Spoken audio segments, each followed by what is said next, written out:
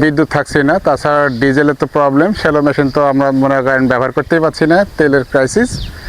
আর তেল বেশি দাম দিয়ে কোথাও পাবো এরকম সন্ধানও মিলছে না, হয়তো দুই একজন পাচ্ছে কিন্তু আমরা সেভাবে যোগাযোগ করতে পারছি না। তো সেচ ব্যবস্থা দেরি হচ্ছে, ফসলে ঘাটতি হচ্ছে। আমরা যে পাম্পে যা তেল নিব সেই পরিবেশও নাই, এবং দীর্ঘ লাইন ধরা পরও অনেক সময় ঘুরিয়ে যাচ্ছে। আবার দাম যাই লিখছে কিন্তু তেল তো দিচ্ছে না। আবার লোকাল বাজারে যে তেল নিব সেই পরিবেশও নাই। সেচ দেওয়া একটু শুকা দিচ্ছে এখনো, এই শুকা দেওয়ার কারণে ধরেন আবার এই সেচ দিব, এখন এই সময় দিন তেলের টাবল নেই, তেলের দাম কমে যাচ্ছে, ইয়া বাড়ি যাচ্ছে, এখন তেল পাওয়া যাচ্ছে না। এই কারণে ধান একটু শুকা গেছে। 40 টাকা 35 টাকা লিটার লিছে, পরশু দিন আমি 35 টাকা লিটার লিছি 100। গতকাল সেচ দেওয়া নাই কেন? দাম পেয়ে যাচ্ছে, তেল দিচ্ছে না, আবার দিলে দাম একটু গিয়া লিখছে।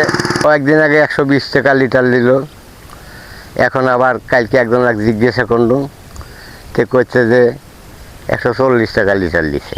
এখন সেচ দিচ্ছে, আমি আমার ভূমিটা এই বলাকেই ওই জায়গাতে আমার নিজের মেশিন আছে, বর্তমান ভূমিটা আমার এখন শুকান আছে, তে আমি ভূমিটা শুকানো দিয়েছি, তে মেশিনে খানিক তেল আছে, আমার ভূমিটা কালে একটা সেচ দেওয়া যাবে। তেল না পেলে আর কী করে, আর কিছু করার আছে? সরকারের কাছে আমাদের দাবি, আমরা আবাদ করেছি, আমাদেরকে তেল, সার, ওষুধ ন্যায্য দামে দিতে হবে।